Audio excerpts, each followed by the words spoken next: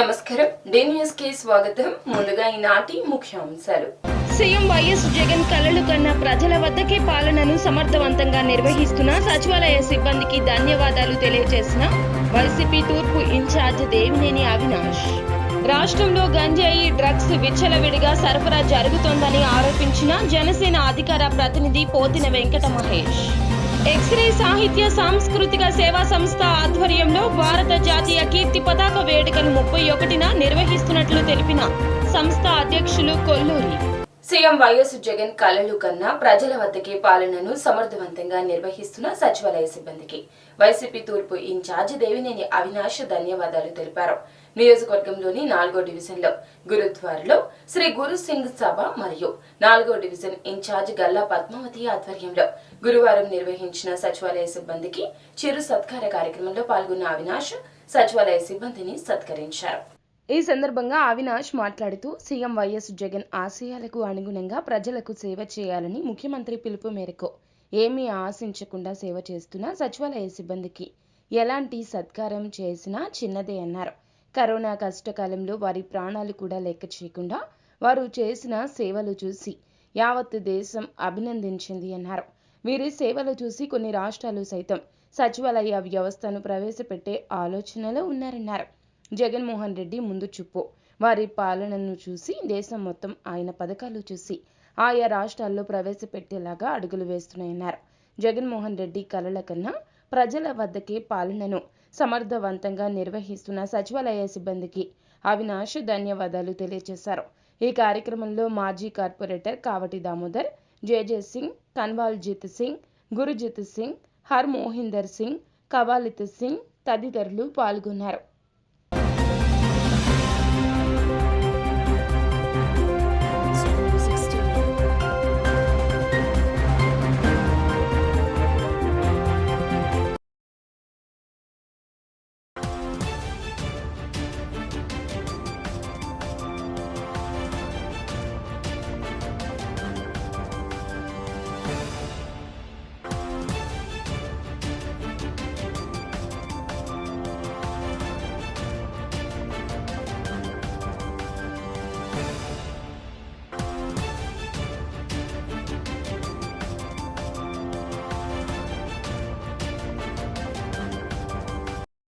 ద్వారా సన్మానించడం, అదేవిధంగా వాళ్ళకి ఒక గిఫ్ట్ ప్యాక్ ఏదైతే వాళ్ళ ఇంట్లో ఉపయోగపడే విధంగా ఒక గిఫ్ట్ ప్యాక్ ఇష్టం జరిగింది.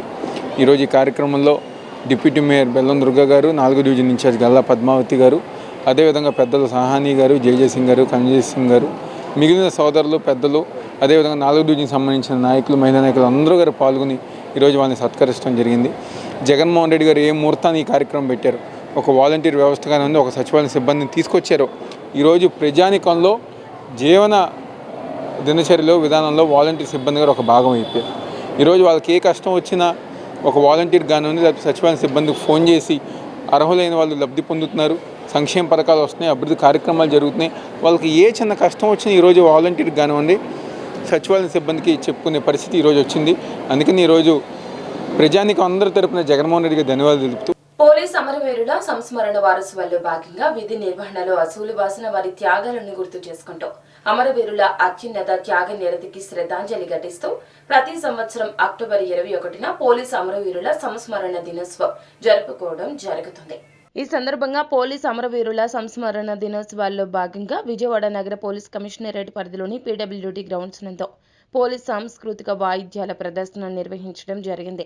ఈ కార్యక్రమానికి ప్రముఖ వక్తగా వ్యవహరించి నడిపించిన Guntur rural SP Vishal Gunni IAS మరియు శ్రీమతి బాలకృష్ణ అశ్వత్ వ్యవహరించడం జరిగింది. ఈ కార్యక్రమానికి ముఖ్య అతిథిగా రాష్ట్ర డీజీపీ గౌతమ్ సవాంగ్ హాజరు కాగా బ్రాస్ బ్యాండ్ మరియు ఫైర్ బ్యాండ్ బృందాలు చక్కటి లయబద్ధమైన సాంస్కృతిక పోలీసు వాయిద్యాల ద్వారా దేశభక్తి గీతాలు, సినీ పాటలు, పోలీసు గీతాలను ప్రదర్శించగా అక్కడికి విచ్చేసిన ఆహుతులను అలరించడం జరిగింది.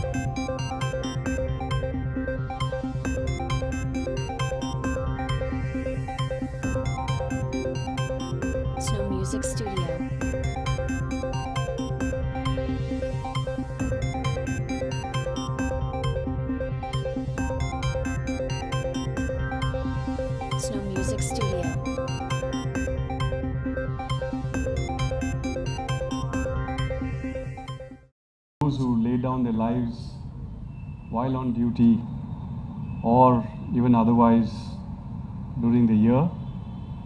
And this is the time that we all come together and pay homage, pay respects, pay tributes to those who have left us. And this is the time of the year when we all come together and also look at ourselves, look at our welfare of policemen families, particularly welfare and well-being of those families who are no more, whose members of our department who are no more with us. So during this period, we go into that. So it is in a way very solemn period for us. And on the other side, we also take this opportunity or this occasion to portray and also demonstrate our commitment towards the duties and responsibilities that has been enshrined on us, on which there are a lot of expectations. And the kind of duties which the policeman performs day in and day out, whether it is sun, whether it's rain, whether it shines, whether it is day, whether it is night, whether it's a festival occasion, whether it's a holiday, whatever may be the day, whatever may be the night, a policeman is always supposed to be standing. Policeman is always supposed to be available. Policeman is always supposed to be at the beck and call. రాష్ట్రంలో గంజాయి drugs విచ్చలవిడిగా సరఫరా జరుగుతుందని జనసేన అధికార ప్రతినిధి పోతిన వెంకట మహేష్ వెల్లడించారు. విజయవాడలో ఇప్పటి వరకు 560 మంది విద్యార్థులకు కౌన్సిలింగ్ ఇచ్చినట్లు పోలీసులు చెప్తున్నారని గుర్తు చేశారు. గంజాయి డ్రగ్స్ కు పెద్ద ఎత్తున యువత బానిసలుగా మారుతున్నారన్నారు. మన్యంలో గంజాయి సాగును ధ్వంసం చేయాలని ప్రభుత్వాన్ని డిమాండ్ చేశారు.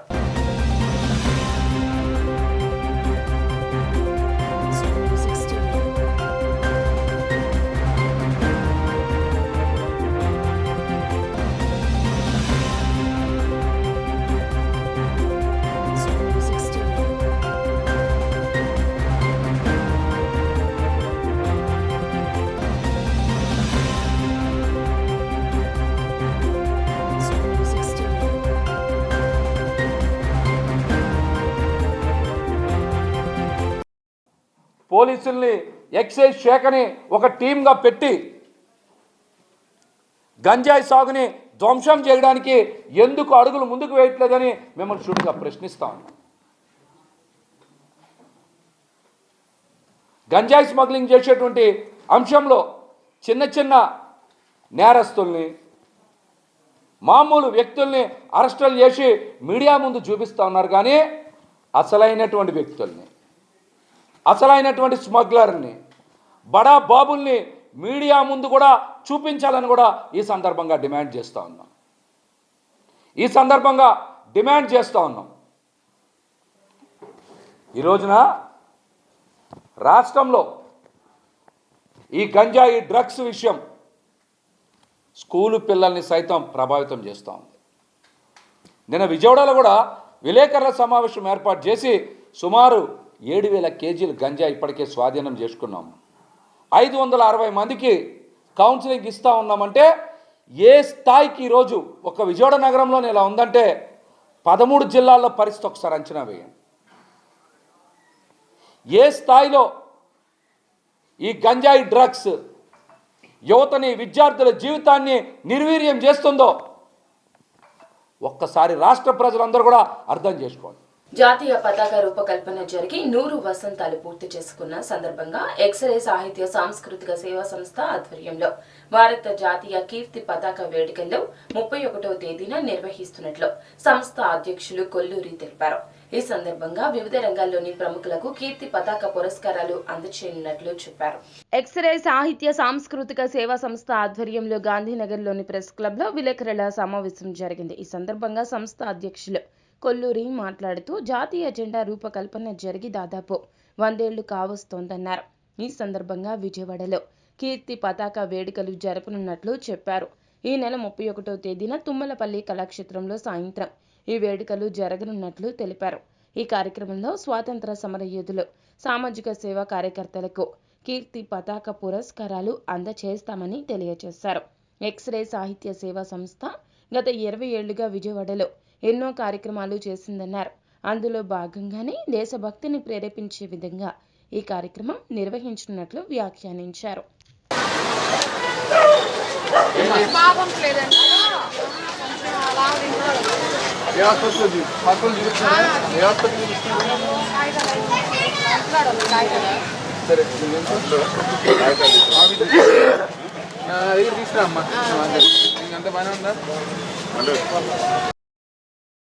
కళాక్షేత్రంలో ఈ నెల 31వ తారీఖు ఆదివారం సాయంత్రం ఒక పెద్దగా సభా కార్యక్రమాన్ని నిర్వహిస్తూ కొంతమంది ప్రముఖమైనటువంటి స్వతంత్ర సమరయోధులు, సామాజిక సేవా కార్యకర్తలు అయినటువంటి వాళ్ళందరికీ కూడా కీర్తి పతాక పురస్కారాలు అనేవి అందజేస్తున్నాం. మరి మీ అందరికీ తెలుసు, ఎక్స్రే సాహిత్య సాంస్కృతిక సేవా సంస్థ గత 20 సంవత్సరాలుగా విజయవాడలో అనేకమైనటువంటి సాహిత్య సాంస్కృతిక సేవా కార్యక్రమాలు చేస్తున్న విషయం మీకు తెలుసు. అందులో భాగంగానే ఎందుకంటే మన దేశభక్తిని ప్రేరేపించేటువంటి ఈ జాతీయ పతాక రూపశిల్పి అయినటువంటి పింగళి వెంకయ్య గారు ముఖ్యంగా మన కృష్ణా జిల్లా బట్లపెనుమూరు గ్రామానికి చెందిన వాళ్ళు కావటం అది మన జిల్లా గర్వకారణంగా మనం భావించవచ్చు. అది కాక మహాత్మా గాంధీ ఆదేశానుసారం ఈ జెండాను మన మ్యూజియంలో, విక్టోరియా మ్యూజియంలో ఆ రోజున ఈ ఆవిష్కరణ జరగడం జరిగింది. ఆ రూపకల్పనకి శ్రీకారం జరిగినటువంటిది కూడా అక్కడే. మరి అనేక పర్యాయాలు ఇంట్లో మార్పులు చేర్పులు చేసి చివరిగా మహాత్మా గాంధీ ఈ యొక్క జాతీయ పతాకాన్ని నిర్ధారించడం జరిగింది. మరి ఈ జాతీయ పతాకం అనేది ప్రతి దేశానికి ఒక పతాకం ఉంటుంది. మన జాతీయ పతాకం చాలా అర్థంతో కూడుకున్నటువంటి, మరి అనేక రకాలైనటువంటి భావజాలాలు కలిగినటువంటి ఈ జాతీయ పతాక రూపశిల్పి పింగళి వెంకయ్య గారు మరి దీన్ని ఎంతో శ్రమకూర్చి తయారు చేయటం, దాన్ని మహాత్మా గాంధీ గారు ఓకే చేయటం, మరి 100 సంవత్సరాలు కావటం అనేటువంటిది మనమంతా కూడా గర్వించదగ్గ విషయం.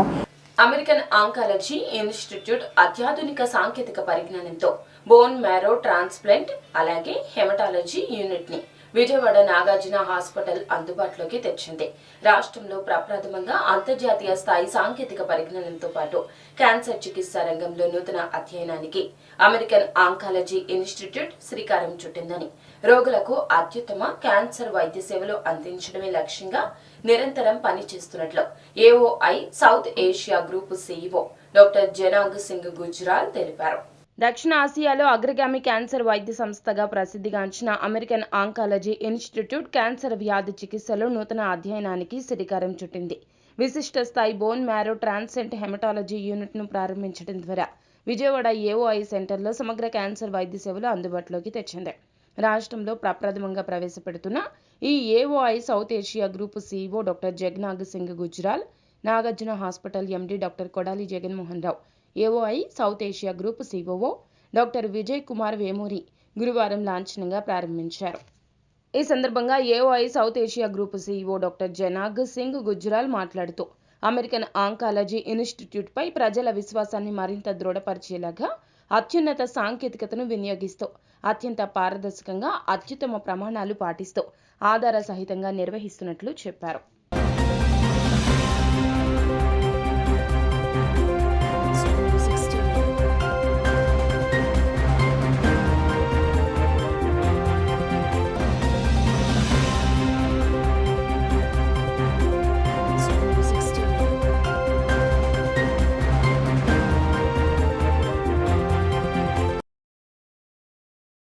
సంతోషంగా ఉంది.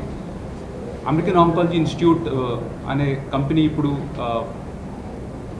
రైట్ ఫ్రమ్ జమ్మూ నుంచి క్యాలికట్, కోయంబత్తూరు దాకా, దాని తర్వాత శ్రీలంకలో మొత్తం 16 హాస్పిటల్స్ ఉన్నాయి.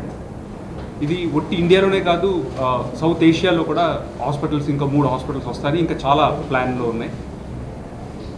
మా ధ్యేయం ఏంటంటే పేషెంట్ నీడ్స్ ద బెస్ట్. పేషెంట్కి అందరికంటే అన్నిటికంటే ముఖ్యమైనది మంచి కేర్ ఇవ్వటం అనేది ముఖ్యం. అందుకని మన ఆంధ్రప్రదేశ్లో మొట్టమొదటిసారిగా అన్ని కాంప్రహెన్సివ్గా ఒక చాట తీసుకురావడం అనేది జరిగింది. మెడికల్ ఆంకాలజీ, దాని తర్వాత పీడియాట్రిక్ ఆంకాలజీ, దాని తర్వాత సర్జికల్ ఆంకాలజీ, దాని తర్వాత రేడియేషన్ ఆంకాలజీ, దాని తర్వాత హెమటాలజీ. ఈరోజు ఈ ఫెసిలిటీని ఇనాగరేట్ చేయడానికి వచ్చిన అమెరికన్ ఆంకాలజీ ఇన్స్టిట్యూట్, అలాగే cancer treatment services international South Asia region CEO doctor Jagprag Gujral గారికి, అట్లాగే COO డాక్టర్ విజయ్ వేమూర్ గారికి, మీ అందరికీ తెలుసో తెలీదో ఆయన ఈ ప్రాంతం నుంచి ఒక పెద్ద ఆర్గనైజేషన్ని లీడ్ చేయడానికి వెళ్ళారు. ముందుగా మనందరం దానికి గర్వించదగ్గ విషయం అది. సో ఇట్ ఈస్ నాట్ ఒక చిన్న హాస్పిటల్ గ్రూప్ కాదు. It serves more than 16 centres, 16 different places across India, Sri Lanka, త్వరలోనే సౌత్ ఈస్ట్ ఏషియా రీజియన్కి కూడా విస్తరించబోతూ ఉంది.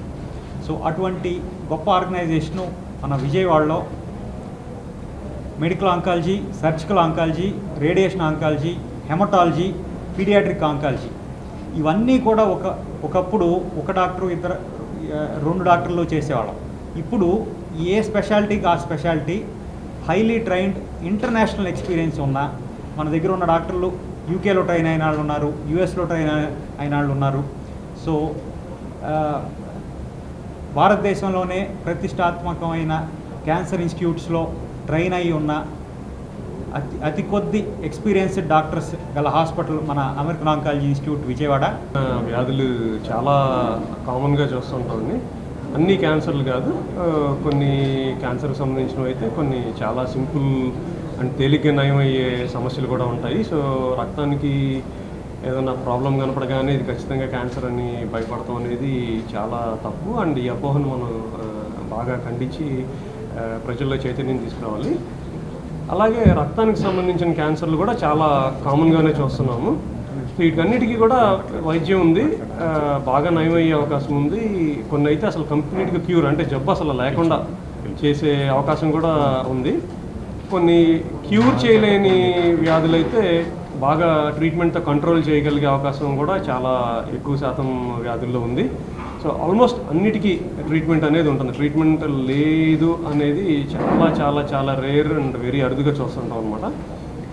సో కొన్ని రకాల బ్లడ్కి సంబంధించిన క్యాన్సర్సే కానివ్వండి, క్యాన్సర్స్ కాని కండిషన్స్లో కూడా ఈ బోన్ మ్యారో ట్రాన్స్ప్లాంట్ అనేది చాలా ముఖ్యమైన ప్రక్రియ. ఇదేంటంటే long term disease control or cure secure చేయడానికి చాలా అవకాశం ఉంటుంది.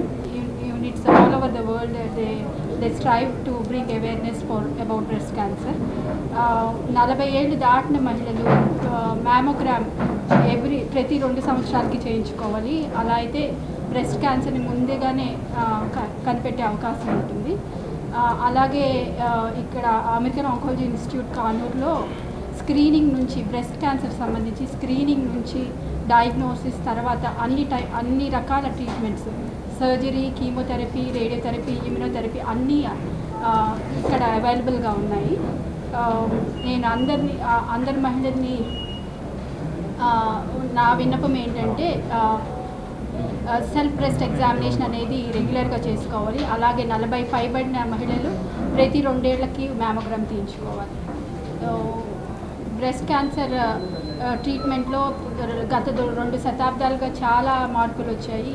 ఇప్పుడు స్టేజ్ 1, 2కి చాలా క్యూర్ రేట్స్ పెరిగాయి. అలాగే స్టేజ్ 4లో కూడా సరైన ట్రీట్మెంట్ తీసుకుంటే ఎన్నో సంవత్సరాలు బతకగలుగుతున్నారు. సో ఉన్న ట్రీట్మెంట్ని, అవైలబుల్ ట్రీట్మెంట్స్ని ఉపయోగించుకోవాలి. ఏపీ కేబినెట్ భేటీ అయ్యింది. సీఎం జగన్ అధ్యక్షతన ఏపీ సచివాలయంలో కేబినెట్ సమావేశం నిర్వహించారు. పలు కీలక ఎజెండాలపై చర్చ జరిగింది. ఆన్లైన్లో సినిమా టికెట్ల అమ్మకాలు ఆర్డినెన్స్కి ఆమోదంతో పాటుగా సినిమాటోగ్రఫీ చట్టానికి సవరణపై కూడా కేబినెట్లో చర్చించారు. ముఖ్యమంత్రి వైఎస్ జగన్మోహన్ రెడ్డి అధ్యక్షతన సచివాలయంలో ఏర్పాటు చేసిన రాష్ట్ర మంత్రివర్గ సమావేశం ముగిసింది.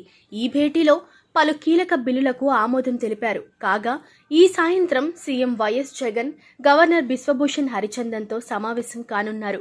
కేబినెట్ భేటీలో ఆమోదం తెలిపినవి అంశాలు: రైతులకు 9 గంటల పగటిపూట ఉచిత విద్యుత్ అందించేందుకు సోలార్ ఎనర్జీ కార్పొరేషన్ ఆఫ్ ఇండియాతో ఒప్పందానికి కేబినెట్ ఆమోదం తెలిపింది. యూనిట్కు 2.49 చొప్పున ఏడాదికి 17,000 మిలియన్ యూనిట్ల విద్యుత్ కొనుగోలు ప్రతిపాదనకు ఆమోదం తెలిపింది కేబినెట్. సినిమాటోగ్రఫీ చట్ట సవరణ ప్రతిపాదనలకు కేబినెట్ ఆమోదం తెలిపింది. 2021 జనాభా గణనలో బీసీ జనాభాను కులాల వారీగా గణించాలని కేంద్రాన్ని కోరుతూ అసెంబ్లీలో తీర్మానం చేసింది. అగ్రవర్ణాల సంక్షేమం కోసం ప్రత్యేక శాఖ ఏర్పాటుకు ఆమోదం తెలిపింది. కొత్తగా జైన్ కార్పొరేషన్, సిక్కు కార్పొరేషన్ ఏర్పాటుకు ఆమోదం తెలిపింది. వైద్య ఆరోగ్య శాఖలో భారీగా ఉద్యోగాల భర్తీకి కేబినెట్ ఆమోదం తెలియజేసింది. రాష్ట్రంలో 5 చోట్ల 7 స్టార్ పర్యాటక రిసార్ట్ల ఏర్పాటు కోసం భూముల కేటాయింపునకు మరియు పీపీపీ విధానంలో శిల్పారామం అభివృద్ధికి కేబినెట్ ఆమోదం తెలిపింది. విశాఖలో తాజ్ వరుణ్ బీచ్ ప్రాజెక్టుకు, జయలక్ష్మీ నరసింహశాస్త్రి గుండ్లూరు ట్రస్ట్కు, అనంతపురం జిల్లా బొమ్మేపర్తిలో 17.49 ఎకరాల కేటాయింపునకు ఆమోదం తెలిపింది. శ్రీ శారదా పీఠానికి కొత్త వలసలో 15 ఎకరాల కేటాయింపునకు కేబినెట్ ఆమోదం తెలిపింది.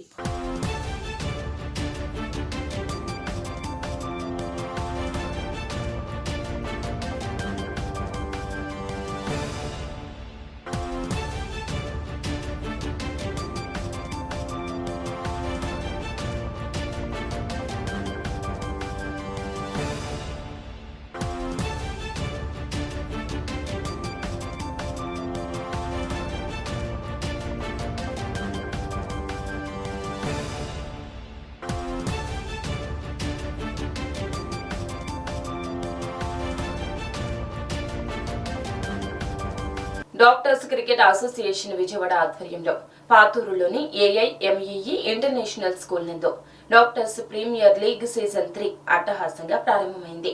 ఈ టోర్నీలో Andhra Avengers, Ayush Eagles, ABC Kings, AIO Thunder Bolts, Best Bulls, Capital Champs, Latha Lions, Kanuru Royals, Swara Super Heroes, Prashanth Pulverizers టీంలు తలపడనున్నాయి.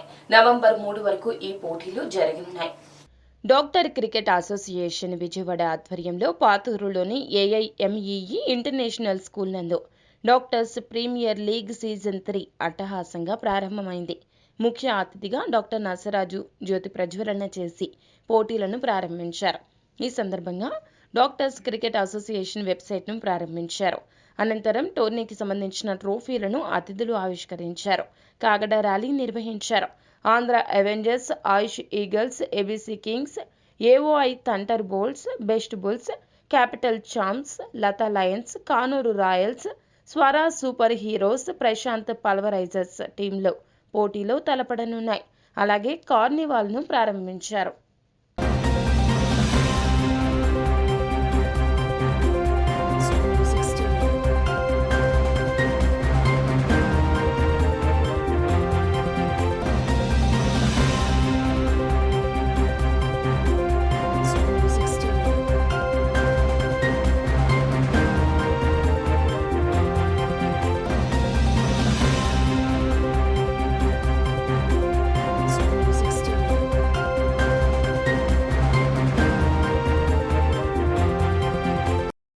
Nothing against Balaji Garu or Omkar Garu, but I mean, this is really so many of you come to. Aided విద్యా సంస్థల పరిరక్షణకు ప్రభుత్వం చర్యలు తీసుకోవాలని విద్యార్థి సంఘాల నేతలు కోరారు. నూతన విద్యా విధానానికి భిన్నంగా వైసీపీ ప్రభుత్వం వ్యవహరిస్తోందని ఆరోపించారు. జీవో నంబర్ 42 తక్షణమే రద్దు చేయాలంటూ డిమాండ్ చేశారు. ఎయిడెడ్ పాఠశాలల మూసివేత నిర్ణయానికి నిరసనగా ఏఐఎస్ఎఫ్ ఆధ్వర్యంలో హనుమాన్పేట దాసరి భవన్లో రౌండ్ టేబుల్ సమావేశం జరిగింది. ఈ సమావేశంలో పలు విద్యార్థి సంఘాల నేతలు పాల్గొని భవిష్యత్ కార్యాచరణపై చర్చించారు. అనంతరం వారు మాట్లాడుతూ అన్ఎయిడెడ్ పాఠశాలలను మూసివేయాలని రాష్ట్ర ప్రభుత్వం నిర్ణయించడం దుర్మార్గమన్నారు. దీనివల్ల ఎంతో మంది పేద పిల్లలు విద్యకు దూరం అవుతారన్నారు. జీవో నెంబర్ 42ను వ్యతిరేకిస్తూ విద్యార్థి సంఘాలు ఐక్యంగా పోరాడేందుకు సిద్ధమయ్యాయన్నారు. నవంబర్ మొదటి వారంలో గుంటూరులో విద్యార్థులు వారి తల్లిదండ్రులతో భారీ బహిరంగ సభ నిర్వహిస్తున్నట్లు చెప్పారు. కార్యక్రమంలో ఏఐఎస్ఎఫ్ రాష్ట్ర కార్యదర్శి జి రంగన్న తదితరులు పాల్గొన్నారు. దాదాపు రాష్ట్రంలో 4 లక్షల మంది విద్యార్థులు బడుగు బలహీన వర్గాల విద్యార్థులు విద్యను అభ్యసిస్తున్నారు. ఈ జియో ఇంప్లిమెంట్ చేయడం వల్ల రోడ్లో పడే ప్రమాదంగా ఉందని ఇవాళ ఏఐఎస్ఎఫ్ ఆధ్వర్యంలో రౌండ్ టేబుల్ సమావేశం ఏర్పడడం జరిగింది. జగన్మోహన్ రెడ్డి గారికి ఒకటే విజ్ఞప్తి చేస్తున్నాం. ఇవాళ మీరు అధికారంలోకి వచ్చిన తర్వాత బడుగు బలహీన వర్గాలకు ఉన్నత విద్యకు మా ప్రభుత్వం తోడ్పాటు నడుతుందన్నటువంటి జగన్మోహన్ రెడ్డి గారు మీరు అధికారంలోకి వచ్చిన తర్వాతే 7 దశాబ్దాల క్రితం అంటే దాదాపు దేశానికి స్వాతంత్రం రాకముందు నుంచి ఏర్పాటు చేసినటువంటి 7 విద్యా వ్యవస్థలను పూర్తి స్థాయిలో నిర్వీర్యం చేస్తూ మూసివేయడానికి రాష్ట్ర ఈరోజు కంకణం కట్టుకోవడం జరిగింది. వీటి వల్ల దాదాపు నీకు మూసివేస్తే కేవలం 620 కోట్ల రూపాయలు మాత్రమే నీ ప్రభుత్వానికి ఆదాయం మిగులుతుందనే లక్ష్యంతోనే నువ్వు ఇవాళ మూసివేస్తున్నాం. ఇందులో చదువుతున్నటువంటి 4 లక్షల పైచుకున్నటువంటి విద్యార్థులు ఇవాళ రోడ్లోకి వచ్చి ఆందోళన కొనసాగిస్తున్నారు. ఇందులో ఖాళీగా టీచర్ పోస్ట్ కూడా ఏదో ప్రభుత్వ స్కూల్కి మీరు డంపింగ్ చేస్తున్నారు. కాబట్టి ఈ విద్యా వ్యవస్థను పూర్తిగా నిర్వీర్యం చేస్తున్నారు. ఉన్న పనంగా విద్యార్థులు బయటకు పోండి అంటే ఇప్పటికే 7 విద్యా సంస్థల్లో ఫీజులు లేకుండా అభ్యసిస్తున్న విద్యార్థులు ఆ విద్యార్థులు ప్రైవేట్ పరం చేస్తే ఇప్పటికే 20,000 నుంచి 30,000 ఫీజులు కడతారా లేకుండా బయటకు పోతారనే పద్ధతులు ఇవాళ విద్యార్థులు వేధింపులు గురి చేస్తున్నారు. ఈ వేధింపులు తట్టుకోలేక విద్యార్థుల తల్లిదండ్రులు స్వచ్ఛందంగా రోడ్లోకి వచ్చి ఆందోళన కొనసాగిస్తున్నప్పటికీ కూడా ఈ రాష్ట్ర ప్రభుత్వం ఏమాత్రం చీము కుట్టినట్టు కూడా వివరించకపోవడం చాలా బాధాకర విషయం. ఇప్పటికైనా జగన్మోహన్ రెడ్డి గారు మీరు స్పందించాలి. కేవలం సజ్జల రామకృష్ణ రెడ్డి మాత్రం స్పందించేది కాదు. ఈ రాష్ట్ర ముఖ్యమంత్రి మీరు కాబట్టి మీరు స్పందించాల్సిన అవసరం ఉంది. దేశంలోని ఇతర రాష్ట్రాల కంటే ఆంధ్రప్రదేశ్లోనే పెట్రోల్ డీజిల్ ధరలు ఎక్కువగా ఉన్నాయని లారీ ఓనర్స్ అసోసియేషన్ కార్యదర్శి ఈశ్వరరావు అన్నారు. రవాణా రంగంపై పన్నుల పేరుతో అధికంగా వసూలు చేస్తున్నారని విమర్శించారు. కేంద్ర రాష్ట్ర ప్రభుత్వాలు రవాణా రంగాన్ని ఆదుకునేలా చర్యలు తీసుకోవాలని, లేని పక్షంలో దేశవ్యాప్త బంద్కు దిగుతామని హెచ్చరించారు. ఈ సందర్భంగా లారీ ఓనర్స్ అసోసియేషన్ కార్యదర్శి ఈశ్వరరావు మాట్లాడుతూ కేంద్ర రాష్ట్ర ప్రభుత్వాల పన్నుల భారాలు వ్యతిరేకిస్తూ నిరసన కార్యక్రమం చేపట్టినట్లు చెప్పారు. అంతర్జాతీయ మార్కెట్లో క్రూడ్ ఆయిల్ రేట్లు తగ్గినా పెట్రోల్ డీజిల్ ధరలు మాత్రం తగ్గడం లేదని ఆవేదన వ్యక్తం చేశారు. $109 ఉన్నప్పుడు లీటర్ డీజిల్ 65 ఉంటే ఇప్పుడు $83 తగ్గిన $106 వసూలు చేస్తున్నారంటూ ఆరోపించారు. ఈ రోజున ఆంధ్రప్రదేశ్ లారీ ఓనర్స్ అసోసియేషన్ పిలుపు మేరకు రాష్ట్ర వ్యాప్తంగా ఈ కేంద్ర ప్రభుత్వం పెట్రోలు, డీజిల్, గ్యాస్ను విపరీతంగా పెంచి రవాణా రంగాన్ని నడ్డివిరుస్తున్న ఈ సందర్భంలో రాష్ట్ర వ్యాప్తంగా ఈ నిరసన కార్యక్రమాలు కొనసాగుతున్నాయి. మరి ఇందులో ప్రధానంగా కేంద్ర ప్రభుత్వం పోయిన సంవత్సరం అంతర్జాతీయ మార్కెట్లో క్రూడ్ రేటు బాగా తగ్గిపోయిన సందర్భంలో అదనంగా విపరీతంగా పన్నులు వేసి పెట్రోలు, డీజిల్ రేట్లు పెంచేసింది. మరి ఇప్పుడు అంతర్జాతీయ మార్కెట్లో రేట్లు పెరుగుతున్నాయనే నేపథ్యం వంకతో మరి ఈ రోజున 60 నుంచి 70 రూపాయలు ఉండాల్సిన డీజిల్ ఈ రోజున 107 రూపాయలకి వెళ్ళిపోయింది. అలాగే పెట్రోల్ వచ్చి 114 రూపాయలకి వెళ్ళిపోయింది. వెనక ఏంటంటే ఈ పెట్రోల్ ఉన్నత వర్గాలు వాడతారు, వాళ్లే ఉపయోగిస్తారనే నానుడు ఉండేది. కానీ ఈ రోజున పేద ప్రజలకి, మరి చిన్న చిన్న వృత్తులు చేసుకునే వాళ్ళకి, చిన్న వ్యాపారస్తులకి, ఉద్యోగస్తులకు అందరికి కూడా ఇవాళ 2 వీలర్లు అయిందే బ్రతుకులేదు. మరి ఇటువంటి పరిస్థితుల్లో ఈ రవాణా రంగం ఈ కిరాయిలు సరిపోక వచ్చిన కిరాయిలు, ఈ రోడ్ టోల్స్ కూడా విపరీతంగా వసూలు చేస్తూ మరి థర్డ్ పార్టీ ప్రీమియం అదనంగా విపరీతంగా వసూలు చేస్తున్నందువల్ల ఈ దేశవ్యాప్తంగా రవాణా రంగం కుట్టుపడిపోతుంది. మరి ఈ పరిస్థితుల్లో వెంటనే కేంద్ర ప్రభుత్వం మరి దాదాపు సుమారుగా 1 లీటర్కి 36 రూపాయల దాకా అదనంగా పన్నులు వసూలు చేస్తుంది. ఈ పన్నులని అన్నిటిని తగ్గించి ఈ దేశ ప్రజలను ఆదుకోవాలని, మరి అట్లాగే ఇన్సూరెన్స్ ప్రీమియం తగ్గించాలని, ఈ టోల్ రేట్లను కూడా నియంత్రించాలని చెప్పి మేము కేంద్ర ప్రభుత్వాన్ని డిమాండ్ చేస్తున్నాం.